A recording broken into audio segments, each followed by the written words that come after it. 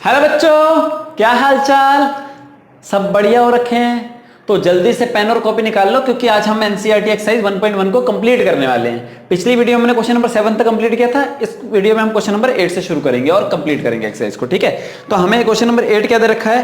Question number 8 दे रखा है, show that the relation R in the set A. Set दे रखा है 1 2 3 4 5 गिवन बाय रिलेशन दे रखी है R equals to A B such that mod A minus B is even.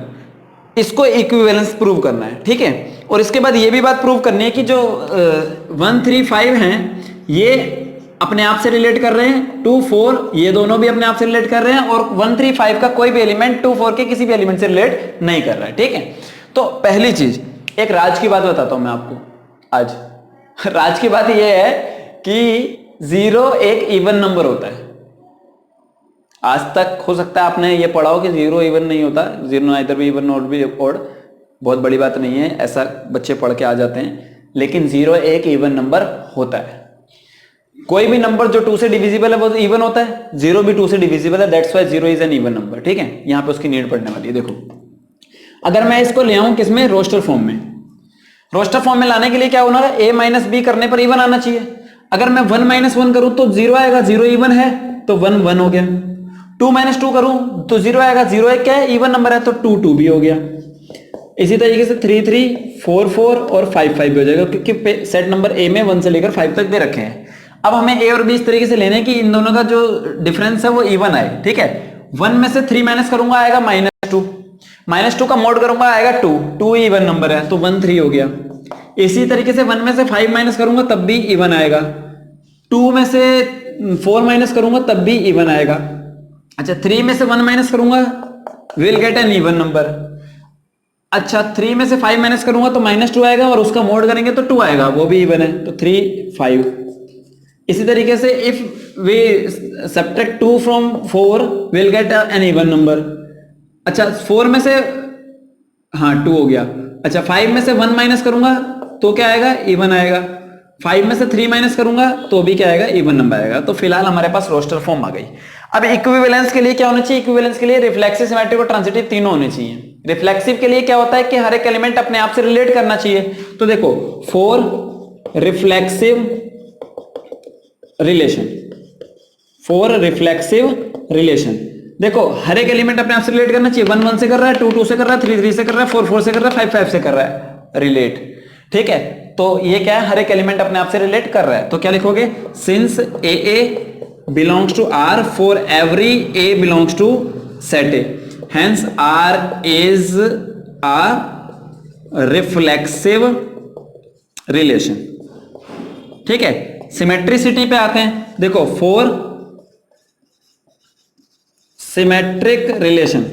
Symmetric relation के लिए क्या होना चाहिए कि अगर A B belongs to R कर रहा है तो बी ए भी करना चाहिए, सीधा कर रहा है तो उल्टा भी करना चाहिए। देखो, 1 3 है, कहीं पे 3 1 है, 1 5 है, कहीं पे 5 1 है, 2 4 है, कहीं पे 4 2 है, 3 5 है तो कहीं पे 5 3 है। तो हर एक ए बी के लिए बी ए है। तो क्या लिखोगे, since A B belongs to R implies that BA also belongs to R for every AB belongs to A।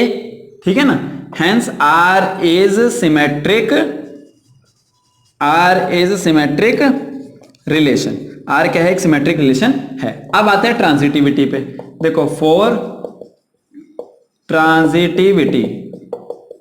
Transitivity के लिए क्या होता है कि अगर A B belongs to R है और B C belongs to R है तो A C belongs to R होना चाहिए। ठीक है, पहले मैं चेक कर लूं कि आपको दिख रहा है या नहीं दिख रहा है। हाँ, मुझे लग रहा है दिख रहा है। ठीक है, अच्छा, ट्रांजिटिविटी के लिए 1 ए बी है, मान लो 1 3 है ए बी, फिर बी है 3 तो 3 से कैंसिल, 3 1 है बी सी तो 1 1 है, 1 1 है तो ए बी है, बी सी है तो ए सी है। अच्छा, और चेक कर लेते हैं, रुक जाओ।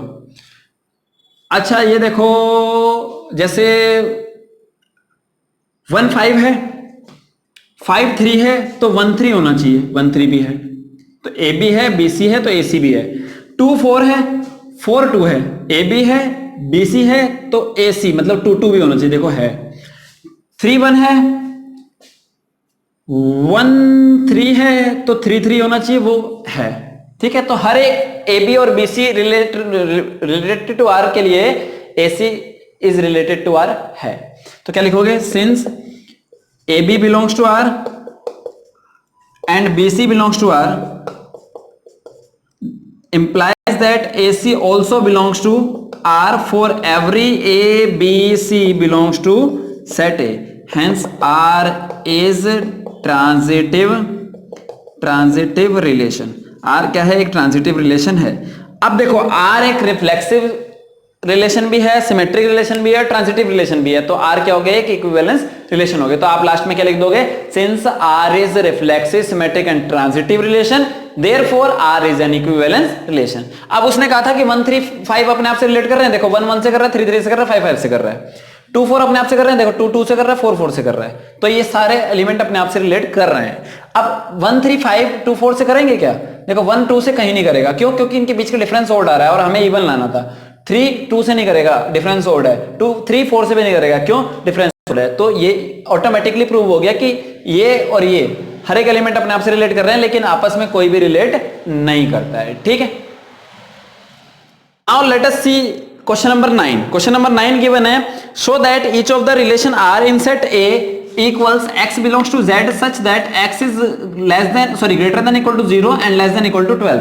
वो कह रहा है एक सेट है जो इंटीजर्स पे बिलोंग कर रहा है और जो x की वैल्यू है वो 0 से लेकर 12 तक के बीच में है, मतलब 0 भी हो सकते हैं, 12 भी हो सकते हैं और उसके बीच में भी हो सकती है। ठीक है, अच्छा, गिवन बाय पहला दे रखा है part r equals to A B such that a minus B is a multiple of 4।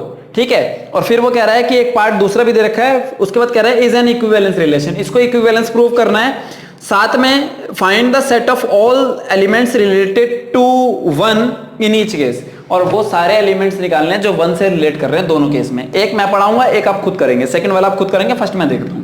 ठीक है, तो पहले आप क्या करोगे? इसकी रोस्टर फॉर्म निकाल लो। a माइनस बी का मोड करने पर मल्टीपल ऑफ 4 आना चाहिए, और आपके पास सेट क्या दे रखा है? देखो पहले तो सेट निकाल लेता हूं मैं। 1 2 3 4 5 6 7 8 9 10 11 12, मतलब हम x की वैल्यू 0 से लेकर 12 तक दी थी। अच्छा, r क्या है? r है कि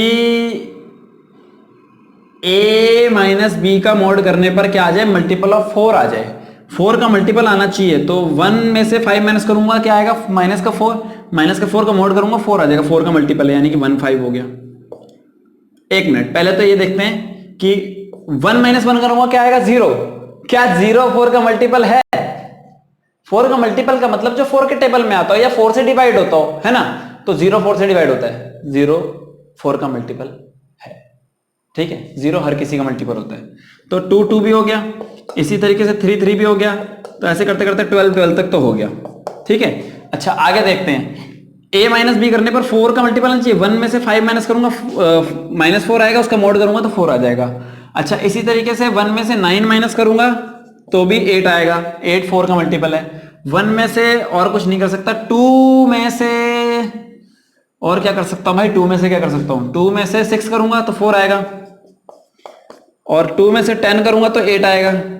फिर 3 में से करते हैं, चलो 3 में से 7 करूंगा तो 4 आएगा, और 3 में से 11 करूंगा तो 8 आएगा। 4 में से तो 4 को तो कर ही दिया। अच्छा, 4 में से 1 करूंगा तो आ जाएगा, नहीं 4 में से 1 करूंगा कैसे आ जाएगा? कैसी बात कर रहे हो? अच्छा, 4 में से क्या कहते हैं 8 को करूंगा तो -4 आएगा, और वो 4 का मल्टीपल है। ठीक है, अच्छा, और 4 में से 12 को करूंगा तो आ जाएगा। अच्छा, 5 में से 1 को करूंगा तो आ जाएगा। ठीक, 5 में से और किसको कर सकता हूं भाई मैं? 9 को। 9 - 5 क्या होता है? 4।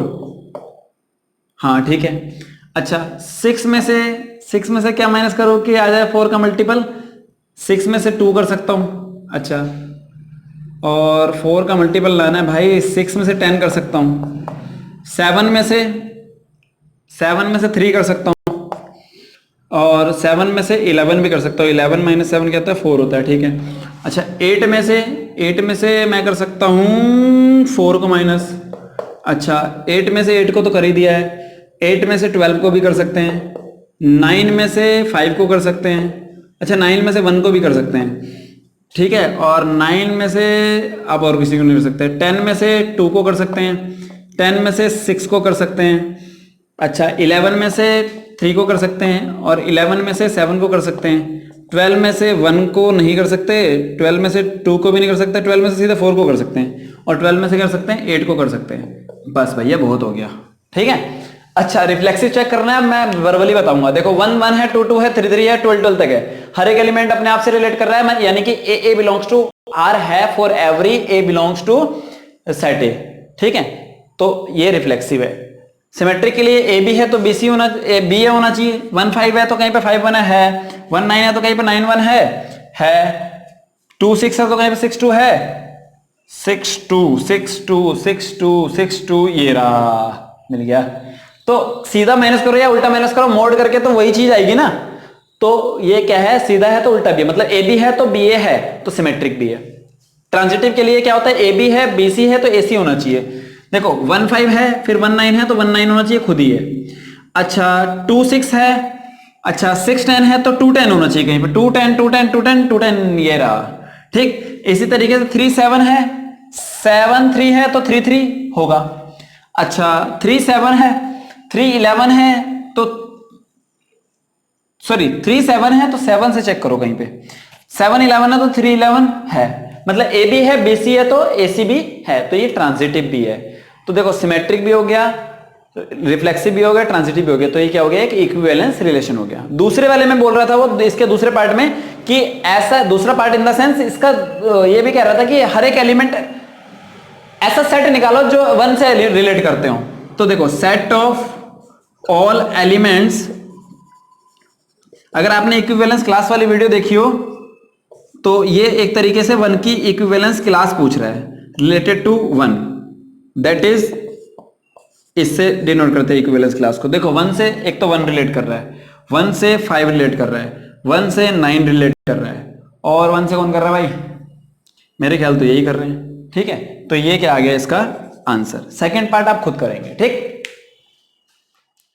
Now let us talk about question number 10। तो question number 10 is give an example of a relation which is number 1 symmetric but neither reflexive nor transitive. अब हमें एक एग्जांपल ऐसा देना है ऐसी रिलेशन का जो सिमेट्रिक हो लेकिन रिफ्लेक्सिव और ट्रांजिटिव ना हो। ठीक है, मैं बहुत ज्यादा बात करते हुए डायरेक्ट इसका आपको सॉल्यूशन बता देता हूं ताकि हमारी वीडियो लंबी भी ना हो और आपको समझ में भी आ जाए। ठीक है, देखो मैं आपको एग्जांपल देता हूं। मान लो कि एक सेट है ए, ये है set of lines, set of straight lines in a plane. ठीक है, अच्छा, और जो R है वो इस तरीके से डिफाइन है कि A B such that A is perpendicular to B. A और बी दो लाइनें हैं, वो एक दूसरे पर क्या परपेंडिकुलर है। अब हमें ये चेक करना है कि रिफ्लेक्सिव सिमेट्रिक या ट्रांजिटिव में से क्या है, और ये होनी चाहिए सिमेट्रिक, बाकी दोनों नहीं होनी चाहिए, नहीं तो हमारा एग्जांपल गलत हो जाएगा। ठीक है, तो देखो फॉर रिफ्लेक्सिव रिलेशन, आपको पता है रिफ्लेक्सिव रिलेशन के लिए क्या होना चाहिए कि हर एक एलिमेंट अपने आप से रिलेट करना चाहिए। अब एक बात बताओ, क्या कोई लाइन अपने आप के परपेंडिकुलर हो सकती है? ये लाइन है लो, ये इसके अपने आप के परपेंडिकुलर हो सकती है? नहीं हो सकती। तो कोई भी लाइन अपने आप के परपेंडिकुलर नहीं हो सकती। तो क्या लिखोगे, since a line can't be perpendicular to itself, therefore या that is A does not belongs to R, R is not a reflexive. Symmetric के लिए चेक करते हैं। देखो फॉर सिमेट्रिक रिलेशन, अच्छा एक बात बताओ, अगर एक लाइन ए है ए और दूसरी लाइन बी है और ये दोनों एक दूसरे पर परपेंडिकुलर है, तो हम ये लिख सकते हैं ए इज परपेंडिकुलर टू बी, या हम ये भी तो लिख सकते हैं बी इज परपेंडिकुलर टू ए। हम सीधा बोले या उल्टा बोले फर्क नहीं पड़ता। तो सीधी सी बात हो गई कि since A B belongs to R implies that BA also belongs to R, तो hence R is symmetric। R क्या है, सिमेट्रिक है। ठीक है, ट्रांजिटिव के लिए क्या होता है, ट्रांजिटिव के लिए होता है A B belongs to R है, B C belongs to R है, तो ए सी भी बिलोंग्स टू आर होना चाहिए। ठीक है, मान लो 3 लाइन है A B C for transitive relation. ठीक है, मान लो कि 3 लाइन है ए बी सी और ए परपेंडिकुलर है बी पर और बी परपेंडिकुलर है सी पर, तो क्या ए सी पर परपेंडिकुलर होगी? नहीं हो सकती। ठीक है, तो क्या लिखोगे, for 3 lines A B and C if A is perpendicular to B and B is perpendicular to C, then A cannot be perpendicular to C, ठीक है, hence R is not transitive, ठीक है। चलिए सेकंड पार्ट देखते हैं। Second part बोल रहा है वो कि ट्रांजिटिव हो but neither reflexive not symmetric, reflexive symmetric ना हो। देखो मैंने एक सॉल्यूशन लिख भी रखा है यहाँ पे, सेट ए दे रखा है, set of real numbers R, ठीक है। सेट ए जो है वो रियल नंबर का सेट है और आर इस तरीके से डिफाइन है कि A is greater than B. Reflexive के लिए क्या होना चाहिए, रिफ्लेक्सिव के लिए हर एक रिलेशन अपने आप से रिलेट करना चाहिए, मतलब हर एक एलिमेंट अपने आप से रिलेट करना चाहिए। क्या कोई नंबर अपने आप से बड़ा हो सकता है? नहीं हो सकता। तो सीधा से एक एग्जांपल दे दो कि 1 1 does not belongs to R, क्योंकि 1 is not greater than 1, that's why it is not reflexive, ठीक है। अच्छा, सिमेट्रिक के लिए क्या होना चाहिए कि ए बी है तो बी ए भी बिलोंग टू आर होना चाहिए। अब एक बात बताओ, अगर मैं ले लूं 2 1 यानी कि 2 इज ग्रेटर देन 1, सेटिस्फाइड है कंडीशन। अगर मैं ले लूं 1 2 तो क्या 1 ग्रेटर देन 2 हो सकता है? नहीं हो सकता, ठीक है। तो इसका मतलब ये कंडीशन सेटिस्फाइड नहीं है। तो ए बी तो रिलेट कर रहा है लेकिन बी ए रिलेट नहीं कर रहा है, तो ये सिमेट्रिक भी नहीं है। अच्छा, ट्रांजिटिव चेक करते हैं। मान लो कि 2 और 1 ले लिया मैंने, तो 2 is greater than 1, condition satisfied. अच्छा, फिर ले लिया मैंने 1 और 0, तो 1 is greater than 0, condition satisfied. और 2 और 0 लूंगा तब भी कंडीशन सेटिस्फाइड। तो मतलब ए बी है, बी सी है, तो ए सी भी है। तो ये क्या हो गया? ट्रांजिटिव रिलेशन हो गया। तो ये क्या है? ट्रांजिटिव है लेकिन रिफ्लेक्सिव और सिमेट्रिक नहीं है, ठीक है। प्रेजेंटेशन आप खुद कर लेना। अच्छा, थर्ड वाला पार्ट क्या कह रहा है? थर्ड वाला कह रहा है रिफ्लेक्सिव और सिमेट्रिक होना चाहिए लेकिन ट्रांजिटिव नहीं होना चाहिए। अच्छा देखो, मैंने एक सॉल्यूशन यहां भी लिख रखा है कि सेट ए दे रखा है, रियल नंबर का सेट, और रिलेशन है 1 plus A B is greater than 0, मतलब A B such that A 1 plus A B is greater than 0। A और बी की जो वैल्यू ली है उसको मल्टीप्लाई करके 1 में ऐड करें तो ग्रेटर देन 0 आए। अगर मैं सेम वैल्यू लेता हूं, मतलब 1 1 लेता हूं, तो 1 1 1 प्लस 1 ग्रेटर देन 0। 2 2 लेता हूं तो भी होगा, 3 3 लेता हूं, मतलब पॉजिटिव तो कोई भी लूं तब भी होगा, ठीक है। अच्छा, अगर मैं ले लूं -1 तो वो 1 बन जाएगा और 1 प्लस 1 तब भी आ जाएगा। अच्छा, मैं ले लूं -12 तो ये हो जाएगा आपका 1/4 प्लस 1 तब भी हो जाएगा, मतलब रिफ्लेक्सिव तो है, हर एक एलिमेंट अपने आप से रिलेट कर रहा है। सिमेट्रिक के लिए क्या होना चाहिए कि ए बी है तो बी सी भी होना चाहिए। भाई देखो, 2 नंबर तुम सीधे लो या उल्टे लो, मतलब 1 2 ले लो, क्या ले लिया मैंने? 1 2 ले लिया तो 2 1 2 प्लस 1 3 आ गया, ग्रेटर देन 0 है। अच्छा, 2 1 लूंगा तब भी तो फर्क नहीं पड़ने वाला ना, क्योंकि मल्टीप्लाई करने पर सीधा करो या उल्टा करो फर्क नहीं पड़ता। तो ए बी लो या बी ए लो, तो ए मल्टीप्लाई करने पर फर्क नहीं पड़ेगा, ठीक है। तो ये क्या है? A 1 plus A B is greater than 0 होगा, तो गारंटेड है, गारंटी है कि 1 प्लस बी ए भी ग्रेटर देन 0 होगा, तो सिमेट्रिक भी है। ट्रांजिटिव चेक करते हैं। मैंने कहा था किसी को भी गलत साबित करने के लिए एक सबूत काफी है, तो कोई एक ऐसा एग्जांपल लो जो ट्रांजिटिव ना हो। चेक करते हैं, आप चेक कर लेना, सिमेट्रिक भी अगर गलत प्रूव कर सको तो कमेंट कर देना फिर मुझे, ठीक है। अच्छा चलो, मैं ट्रांजिटिव चेक करता हूं। अच्छा, लेट कर लेते हैं, मान लो कि 1 1/2 बिलोंग्स टू आर। अगर मैं इसमें रखूं ए की वैल्यू 1 और बी की वैल्यू 1/2, तो ये आ जाएगा 1 प्लस हाफ, यानी कि which is 3/2 greater than 0, condition satisfied है। ए बी तो है।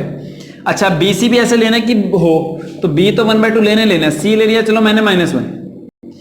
इसमें रखूं 1 प्लस ए की वैल्यू 1/2 और बी की वैल्यू -1, तो 1 - 1/2, ये आ गया 1/2 which is greater than 0, condition satisfied. B C भी है, ठीक है, ए बी है, बी सी है। अब ए सी करना चाहिए, मतलब 1 और -1 भी करना चाहिए।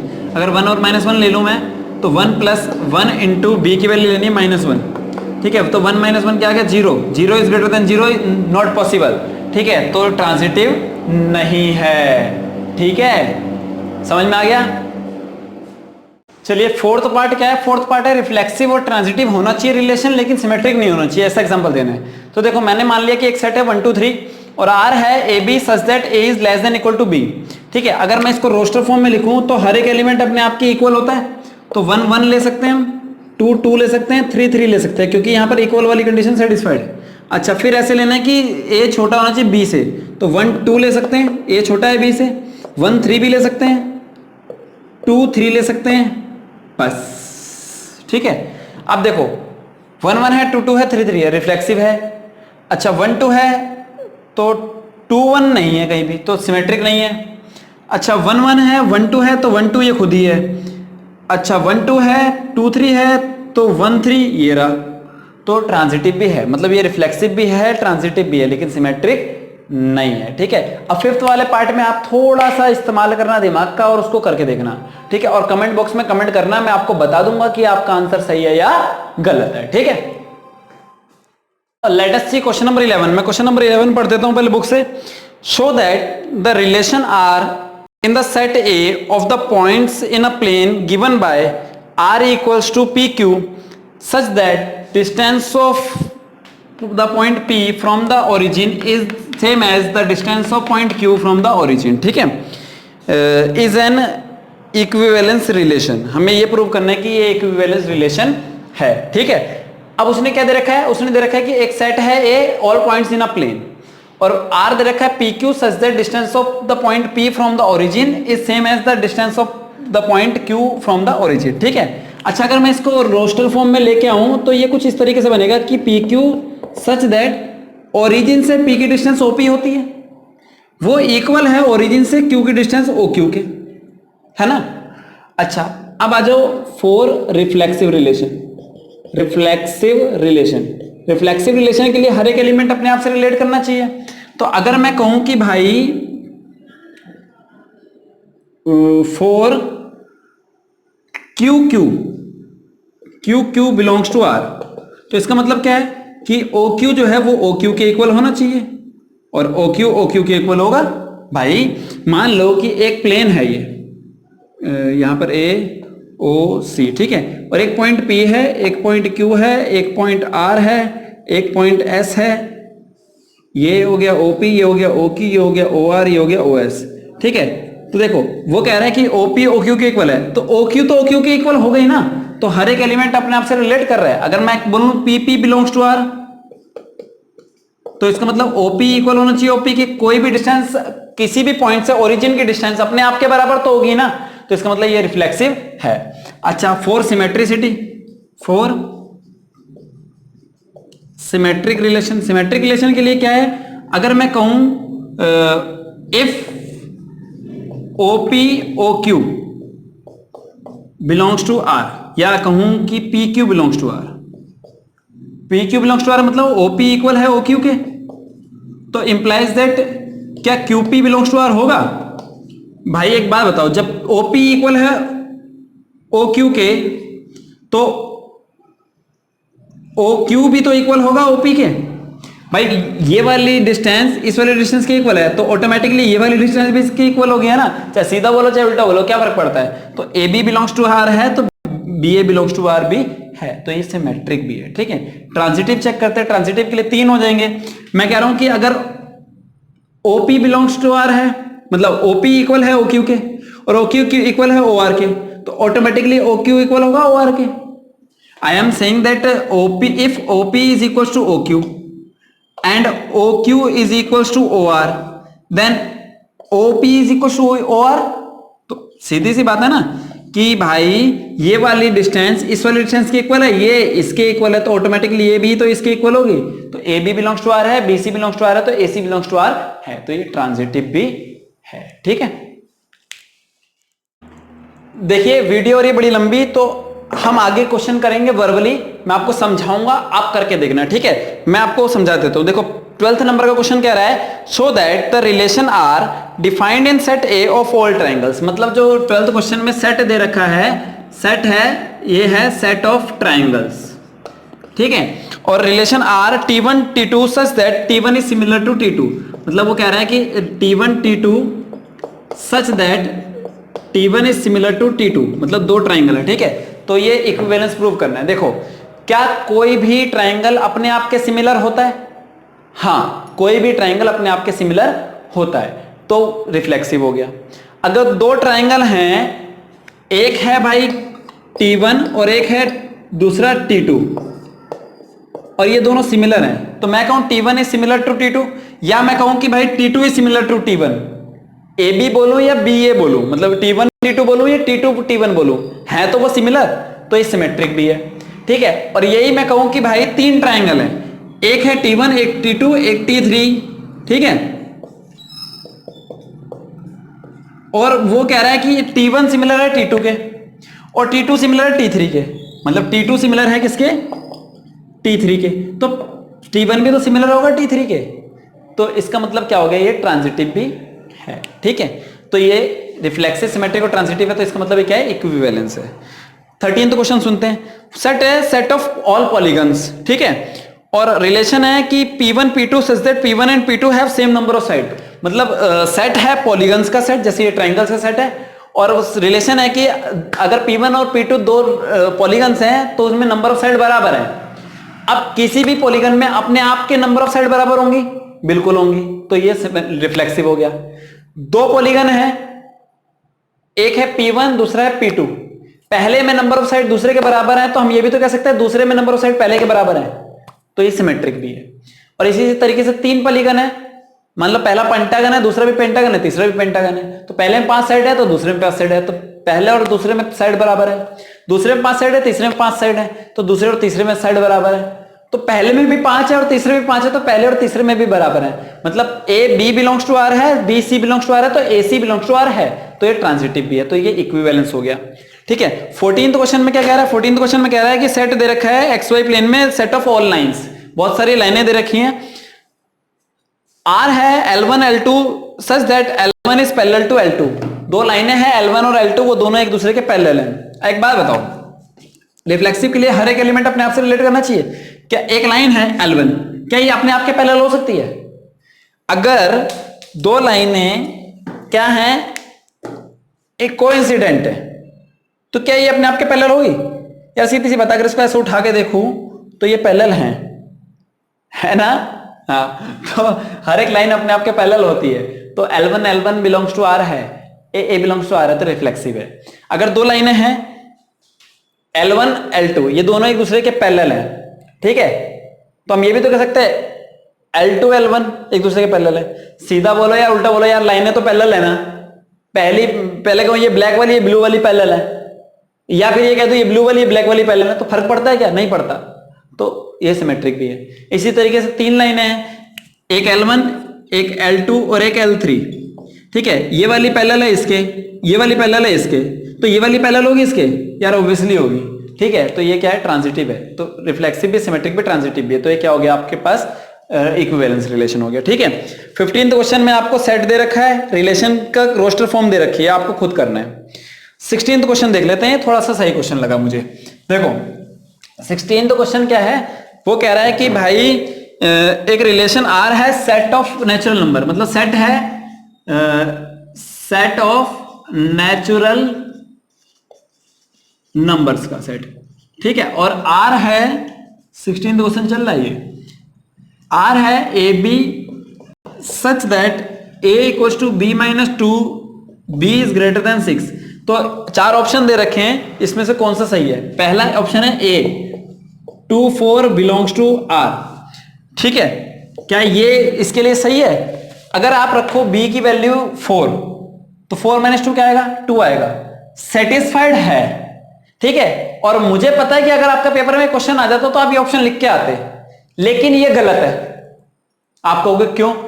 क्योंकि वो बोल रहा है कि भाई कि जो B की वैल्यू है वो 6 से बड़ी होनी चाहिए, और यहां पर B की वैल्यू 4 है, तो ये ऑप्शन हो गया गलत, ठीक है। कंडीशन सेटिस्फाइड कर रहा है ये ऑप्शन, लेकिन यहां पर B की वैल्यू का रिस्ट्रिक्शन है कि B की वैल्यू 6 से बड़ी होनी चाहिए, यहां पर B की वैल्यू 4 है, तो ये ऑप्शन हो गया बिल्कुल गलत। दूसरा है 3 8 बिलोंग्स टू R, अगर मैं B की वैल्यू 8 रखूं तो 8 में से 2 गया तो 6 आएगा, 3 तो नहीं आएगा, तो ये ऑप्शन भी खत्म हो गया। C वाला क्या है? C वाला है 6 8 बिलोंग्स टू R, अगर मैं B की वैल्यू 8 रखूं तो 8 माइनस 2 क्या होता है? 6, तो A की वैल्यू 6 आ गई, तो ये तो सही चल रहा है अभी तक। D वाला और चेक कर लेते हैं, फिर पता चल जाएगा। D वाला है 8 7 बिलोंग्स टू R, अगर B की वैल्यू 7 रखो तो 7 माइनस 2 करके 8 नहीं आ सकता, 5 आएगा, है ना, तो ये भी गलत हो गया, मतलब ऑप्शन नंबर C करेक्ट है। देखो कंडीशन ऑप्शन नंबर A भी सेटिस्फाइड करा रहा था, question condition option number C भी सेटिस्फाइड करा रहा था। हमें कैसे पता लगा कि C वाला सही है? इस वाले B is greater than 6, B की वैल्यू 8 यहां पर है, यहां पर 4 है, यहां पर छोटी है 6 से, ठीक है। तो ये हो गई हमारी एक्सरसाइज कंप्लीट। देखिए, तो हमने एक्सरसाइज 1.1 कंप्लीट कर ली, और हमारा यहां पर टॉपिक जो है रिलेशन खत्म हो गया, ठीक है। अब हमारा रिलेशन खत्म हो गया, अब हम करेंगे फंक्शंस। ठीक है, तो अगली वीडियो में हम फंक्शन के साथ मिलेंगे।